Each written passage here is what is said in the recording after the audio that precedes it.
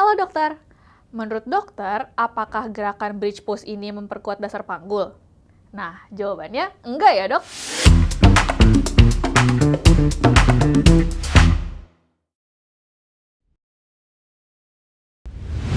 Gerakan bridge pose ini bagus untuk memperkuat otot gluteus, tapi enggak memperkuat dasar panggul dok. Nah, kalau inkontinensia urin disebabkan oleh lemahnya otot panggul, gerakan tadi ya percuma dok. Nah, yang dokter mesti kasih tahu pasien itu, senam Kegel yang tepat baru bisa memperkuat dasar panggul. Untuk itu, dokter mesti pahamin dulu kalau otot dasar panggul itu terdiri dari otot levator ani dan otot coccygeus. Nah, otot-otot inilah yang membantu menopang kantung kemih, uterus, dan rektum. Jadi, perayanannya sangat penting buat penutupan uretra, penyokong organ, untuk buang air kecil dan buang air besar, serta fungsi seksual. Mereka bisa melemah karena pernuaan, hamil, partus normal, obesitas, dan operasi panggul.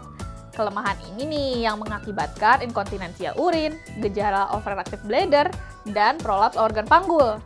Nah, senam Kegel itu bisa bantu, tapi kalau memang latihannya pakai otot yang tepat. Sebagian besar senam Kegel itu diajarinnya salah. Jadinya otot yang ditargetkan itu juga ikutan salah. Jadi pasien nggak ngerasain manfaatnya. Waktu mulai senam Kegel, pasien itu nggak harus ngelakuin gerakan bridge pose tadi.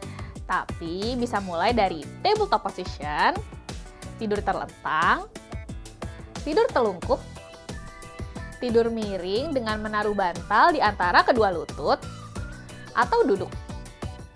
Dokter bisa minta pasien untuk mulai coba dari posisi duduk ya.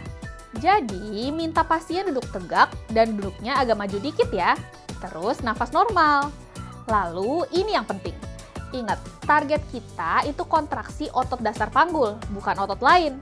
Jadi, bayangkan otot-otot tadi, mereka itu kan kayak penopang yang mengelilingi 3 saluran fungsional. Kanalis uretra, kanalis vagina, dan kanalis anus. Minta pasien untuk kontraksi otot-otot tersebut. Pertama-tama dari otot sekitar kanalis anus, jadi kalau kontraksi itu feelingnya seperti mau tangan flatus. Jadi otot gluteal nggak ikutan kontraksi ya. Nah, kalau benar, harus otot itu terasa seperti terangkat dan menyempit ke arah dalam. Lalu minta pasien untuk relaksasi. Selanjutnya, minta pasien untuk kontraksi otot sekitar kanalis vagina. Jadi sama ya, seakan-akan menyempit dan mengangkat dasar panggul ke arah dalam. Minta pasien untuk relaksasi otot. Terakhir, minta pasien untuk kontraksi otot kanalis uretra. Jadi seperti mau nahan buang air kecil. Kemudian minta pasien untuk rileks. Nah, sekarang kita minta pasien buat lakukan 3 hal tadi bersamaan, tahan kontraksi sesaat, baru rileks sepenuhnya. Nah, ini baru namanya 1 kali kontraksi latihan Kegel yang benar. Sebelum lanjut, dokter udah tahu belum soal e-course Alomedica? Di website dan aplikasi Alomedica tersedia berbagai e-course lintas bidang dengan narasumber yang kredibilitasnya nggak perlu diragukan lagi. Bisa diakses kapanpun dan dimanapun, dan sekarang sudah ber-SKP Kemenkes loh. Yuk, cek e-course Alomedica sekarang! Belum yakin udah lakuin dengan benar? Bisa coba 2 tes ini. Tes yang pertama, hentikan atau perlambat buang air kecil. Ini bisa dicoba 1 kali seminggu. Tes kedua, kontraksi atau coba tahan waktu membuang gas. Kalau pasien merasakan otot terangkat dan mengencang, berarti tekniknya sudah benar. Buat pemula, dokter bisa minta pasien untuk lakukan 1-2 kali kontraksi, ditahan selama 2-3 detik untuk beberapa hari pertama. Terus perlahan-lahan bisa jadi 8-12 kontraksi, ditahan per 10 detik.